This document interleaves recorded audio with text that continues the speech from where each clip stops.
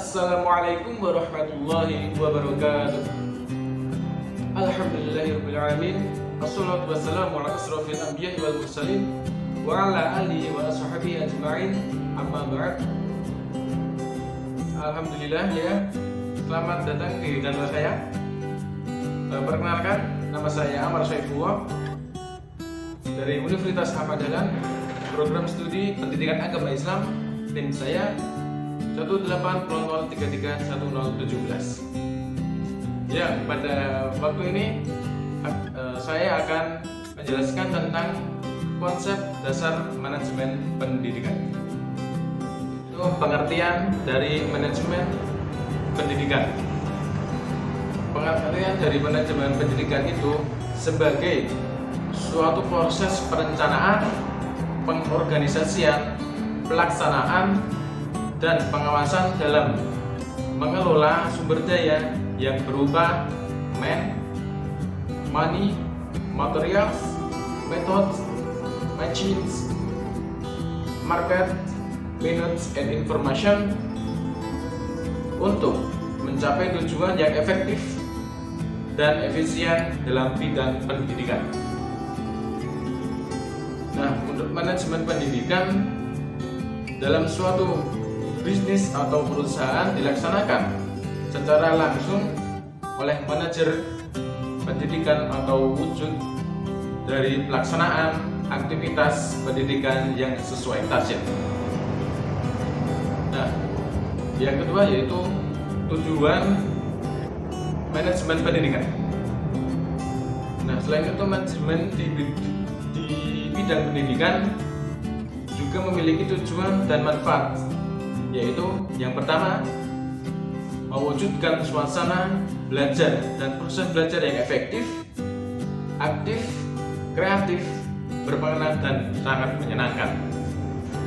Yang kedua itu terwujudnya pelajar yang aktif dalam pengembangan diri sehingga memiliki kekuatan spiritual keagamaan, kontrol diri, kecerdasan, kepribadian yang baik, akhlak yang mulia, dan keterampilan yang bermanfaat bagi masyarakat, bangsa, dan negara. Yang ketiga yaitu memenuhi suatu dari 5 kompetensi tenaga kependidikan. Selanjutnya, agar tujuan pendidikan tercapai dengan efektif dan efisien. Selanjutnya, citra positif pendidikan semakin meningkat dan meningkatkan mutu pendidikan itu pula. Dan terwujudnya perencanaan pendidikan yang merata, bermutu, relevan, dan akuntabel. Yang ketiga, fungsi dari peran manajemen pendidikan.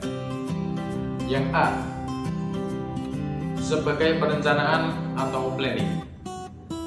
Nah, dari manajemen pendidikan ini wajib memastikan semua sumber daya di berbagai bidang bisa membuat peta kerja serta yang sesuai dengan visi perubahan.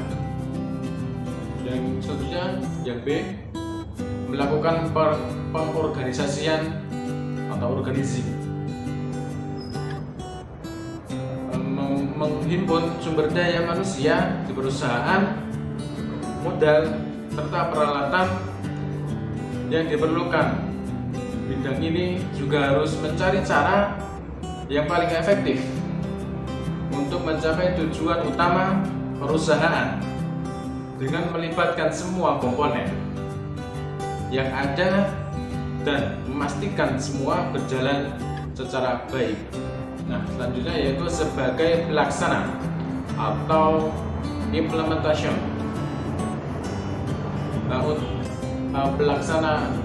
sebagai pelaksana ini untuk menggerakkan sumber daya manusia, perusahaan, dan mendorong untuk melaksanakan kegiatan-kegiatan yang sudah direncanakan atau sudah diatur demi tercapainya tujuan pendidikan.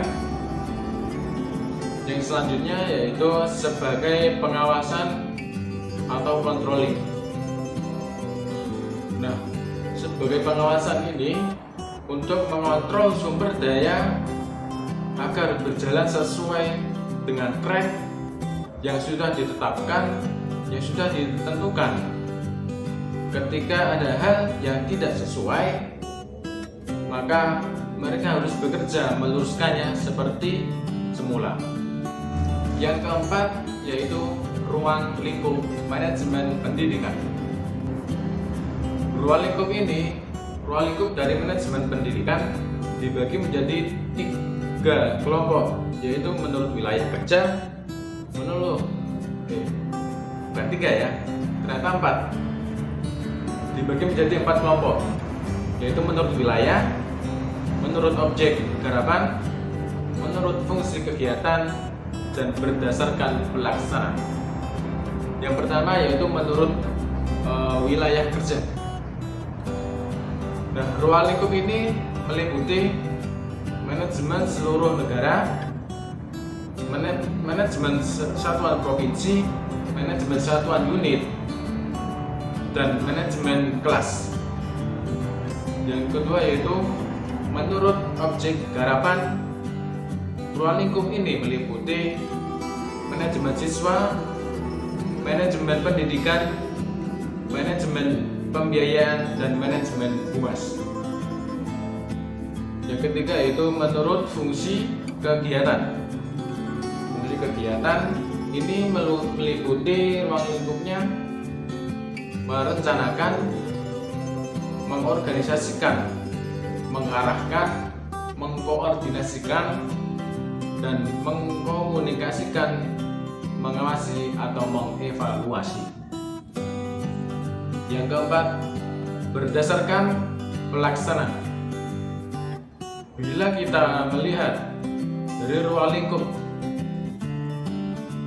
kelas, guru berperan sebagai administrator.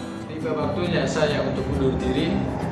Ada kesalahan dalam menyampaikan materi tadi, ada salahnya, dimohon maafkan sebesar-besarnya. Ada kurangnya dalam ini, mohon maaf, karena saya juga merupakan makhluk Allah yang tidak jauh dari kelupaan dan kesalahan, dan ada baiknya itu datangnya dari Allah Subhanahu wa Ta'ala yang merupakan Maha Pencipta manusia yang Maha benar. Billahi taufiq wal hidayah, wa ridho wa inayah. Semoga bermanfaat saya sampaikan tadi. Terima kasih. Wassalamualaikum warahmatullahi wabarakatuh.